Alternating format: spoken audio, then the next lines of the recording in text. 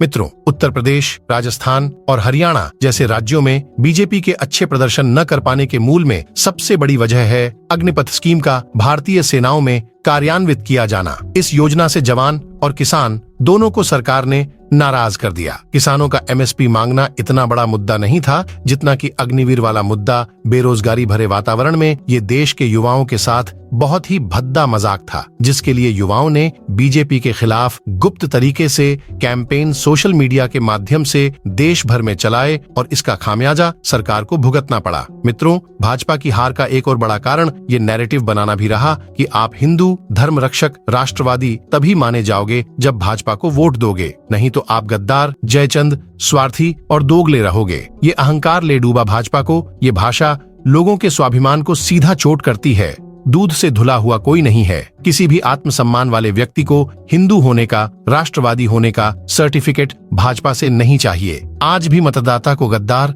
जयचंद कहकर अपना ही मखौल बना रहे हैं भाजपा वाले। वोट का अधिकार वोटर का है, विवेक वोटर का है। वो मेरी या आपकी इच्छा व मर्जी से क्यों सोचे, क्यों माने, क्यों वोट दे। उसने अपने अधिकार का उपयोग किया। हिंदुओं पर लांछन लगाने से पहले नकारा भाजपा वाले अपने गिरेबा में झांके अपने कर्मों का सही आकलन करें तो सही रहेगा। ये देश केवल मोदी को चाहता है, बाकी भाजपा के लोगों से और जो इधर उधर का कूड़ा करकट जो इन्होंने इकट्ठा किया है उससे आम जनमानुष का कोई लेना देना नहीं है। मित्रों, कुछ पिछड़े नेताओं को ही पूरा समाज मानकर पुरस्कार देने वालों को जनता ने खारिज कर दिया है। जनादेश का स्पष्ट संदेश है कि युवाओं को काम, बेटियों को बराबरी, व्यापारी को धंधा, किसान को एमएसपी, महिलाओं को मदद, गरीब को राशन, लेकिन रोज रोज याद दिलाना कि राशन देते हैं ये उनके आत्मसम्मान को कचोटता है। हक समझ के दीजिए उन्हें समाज शासन और सरकार में हिस्सेदारी, क्योंकि दलित और पिछड़े लोग अब एक प्लेटफॉर्म पर आ गए हैं। वो अपनी ताकत को पहचान गए हैं। वो एजेंडा और प्रोपोगंडा सब समझते हैं। मित्रों, एक मुद्दा ये भी था कि बीजेपी ने अपने कन्वेंशनल वोटर्स जो उसकी पुख्ता वोट बैंक थे उनको ग्रांटेड लिया, सोचा कि ये सब कहां जाएंगे और दूसरों के वोट बैंकों पर सेंध लगाने और अपना नया वोट बैंक बनाने के चक्कर में कभी जातिगत आंकड़ों को संतुलित करने की कोशिश करते रहे तो कभी जाट वोट का कार्ड खेलना चाहा, जो पूरी तरह असफल साबित रहा। खुद मोदी जी का अपने क्षेत्र से मात्र 1.5 लाख वोटों के मार्जिन से अपने निकटतम प्रतिद्वंदी से जीतना ये साबित करता है कि प्रधानमंत्री जी से उनके ही क्षेत्र के लोग असंतुष्ट हैं। मित्रों, कभी अटल बिहारी वाजपेयी जी ने कहा था, मेरी एक गांठ बांध लेना कि हमारा एक भी पुराना कार्यकर्ता टूटना नहीं चाहिए, नए चाहे 10 टूट जाएं, क्योंकि पुराना कार्यकर्ता हमारी जीत की गारंटी है और नए कार्यकर्ता पर विश्वास करना जल्दबाजी है। मित्रों, विकास के नाम पर अयोध्या में जो शासन प्रशासन द्वारा जो नंगा नाच किया गया और रोड चौड़ीकरण के नाम पर लोगों के घर जबरदस्ती तोड़ दिए गए, उसका प्रतिफल ये रहा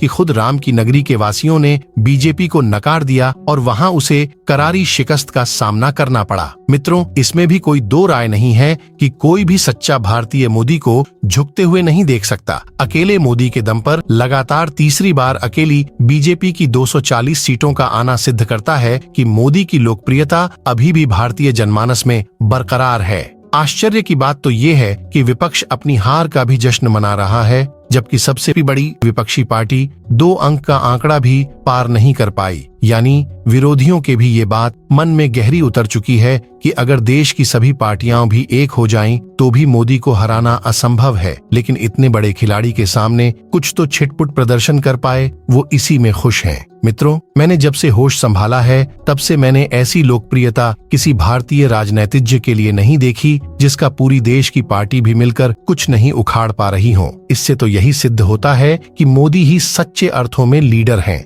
मित्रों, राजनीति संभावनाओं और संख्या का खेल है। संख्या बल भले ही आज भी बीजेपी के साथ है, लेकिन जनता ने बहुत स्पष्ट संकेत मोदी जी को दे दिया है कि आत्म अवलोकन की अति आवश्यकता है। जमीनी हकीकत को समझने की जरूरत है। जनता से जुड़े रहना बहुत जरूरी है और आस्तीन के सांपों को निकाल फेंकने की जरूरत है, क्योंकि सिंहासन कांटों भरा ताज है। इस पथ की डगर बहुत ही कठिन है। 2 राह समय के रथ का घर घर नाद सुनो, सिंहासन खाली करो कि जनता आती है। धन्यवाद मित्रों, आपकी इस संदर्भ में क्या राय है हमें कमेंट करके जरूर बताइएगा।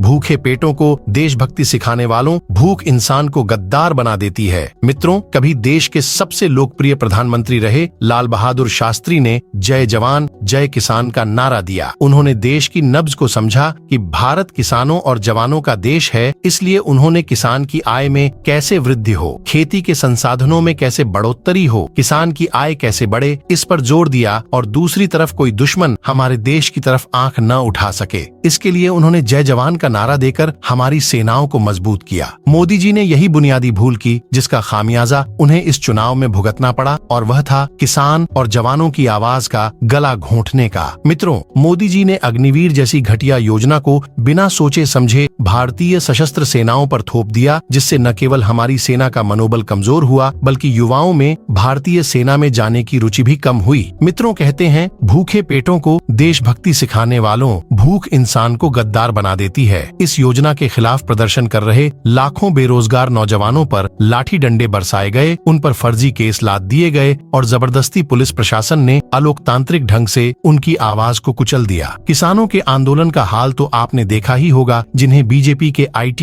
सेल ने खालिस्तानी और आतंकवादी तक कह डाला। मित्रों, कहते हैं सत्य के आख्यान में जो आत्मा से थे चले, घूम फिरकर देह की गोलाइयों तक आ गए। मित्रों, बीजेपी शासित प्रदेशों में बीजेपी के छुटभैया नेताओं और विधायकों की खुली गुंडागर्दी चल रही है। इनके सामने पुलिस प्रशासन सब मूक दर्शक बने रहते हैं और भ्रष्टाचार का आलम ये है कि उत्तर प्रदेश में परीक्षा से पहले ही पेपर लीक हो जाते हैं। सरकारी दफ्तरों में बिना सुविधा शुल्क दिए कोई काम नहीं होता। बेरोजगारी, महंगाई, गुंडागर्दी, भूमाफिया अपने चरम पर थे। इसके बावजूद बीजेपी ने सत्ता में अपनी पकड़ को और मजबूत बनाने के लिए सारी पार्टियों के गुंडे तत्व आयातित कर लिए, ताकि सत्ता हिले न पत्ता डोले। यानी जो उधर के थे वो भी इधर हो गए और गुंडे फिर से सत्ता के शिखर हो गए। मित्रों, अगर आप भी किसी बीजेपी शासित प्रदेश के निवासी हैं तो कमेंट करके बताइए कि आपके क्षेत्र के विधायक या उसके गुर्गों की गुंडागर्दी चरम पर है कि नहीं। और इसमें भी कोई दो राय नहीं कि बीजेपी के नेता अपनी आलोचनाओं से डरते हैं और खुद के बनाए फर्जी हवा महल में आत्ममुग्ध हैं। जमीनी हकीकत से कोसों परे बहुत ही ज्यादा ओवर कॉन्फिडेंस में हैं। और हों भी क्यों ना, सत्ता का कुछ नशा ही ऐसा होता है।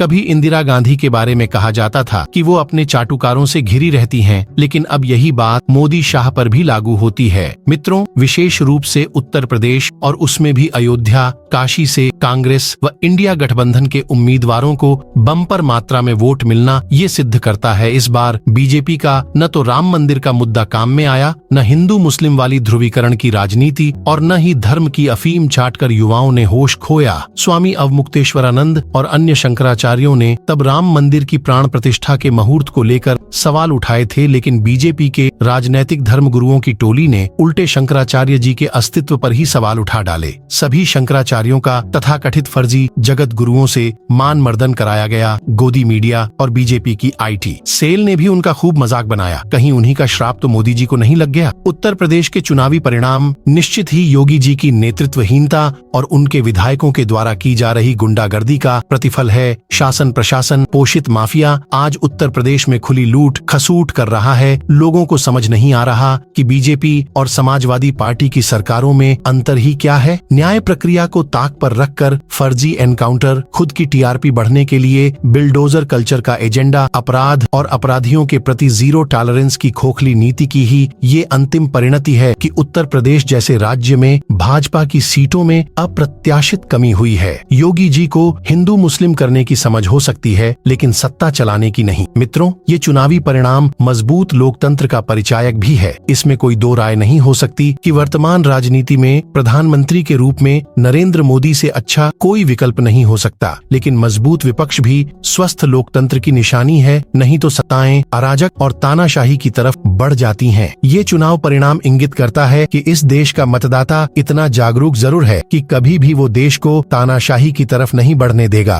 कुछ लेफ्ट के चुनावी पंडित और कुंठित बुद्धि के पत्रकार आज केवल इसलिए खुश हैं कि मोदी अब की बार 400 पार नहीं जा सका, लेकिन सरकार तो मोदी की ही बनेगी, ये शायद उनकी परिकल्पना से बाहर है। वो 400 पार के नारे का विरोध करते रहे और मोदी पूर्ण बहुमत प्राप्त करके फिर से अपनी सत्ता स्थापित करने में कामयाब रहे। मित्रों, उत्तर प्रदेश में बीजेपी दो खेमों में बटी हुई थी। एक खेमा जो योगी को प्रधानमंत्री देखना चाहता है और दूसरा खेमा जो अमित शाह को मोदी के सक्सेसर के रूप में देखता है। पहला खेमा उन विधायकों का है जिन पर योगी का हाथ है और योगी ने उन्हें प्रदेश में लूट की खुली छूट दे रखी है, जिन्होंने प्रदेश में आतंक मचा रखा है तथा जनता जिनसे त्रस्त है। यूपी में इन्हीं का पाप मोदी को मार गया है और मोदी अपने गढ़ में ही हार गया है।